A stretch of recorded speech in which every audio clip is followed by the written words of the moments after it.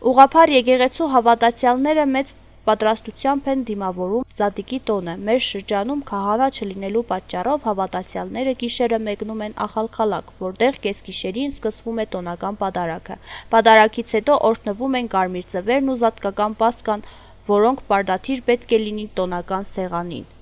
Այդպես հավատացյալները պատրաստվում են դիմավորել Քրիստոսի հարության մեծ տոնը։ Acum nici ne băgam istevit.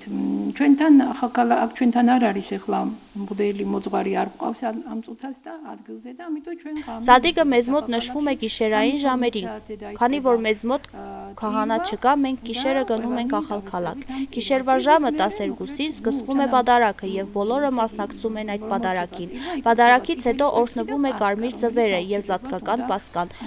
որոնք պարդաթիր պետք է լինեն զատկական սեղանին։ Ձվերը ներկվում են կարմիր ուրբաթ օրը, որովհետև հենց այդ օրը խաչվեց Հիսուս Քրիստոսը։ Այդ պատճառով ձվերը ներկվում են կարմիր գույնով։ Ձուն պարդաթիր պետք է կարմիր լինի, դա ավանդական կանոն է, թեպետ այսօր ընդունված է ձվերը ներկել նաև տարբեր գեղեցիկ գույներով, սակայն իրականում զատկի ձուն պետք է լինի կարմիր։ Կարմիր ձուն խորհրդանշում է Հիսուս Քրիստոսի արյունը։ Ձուն նաև խորհրդանշում է երկիրը եւ աշխարհը, երբ Քրիստոսը խաչվեց իր արյամբ փրկեց աշխարհը։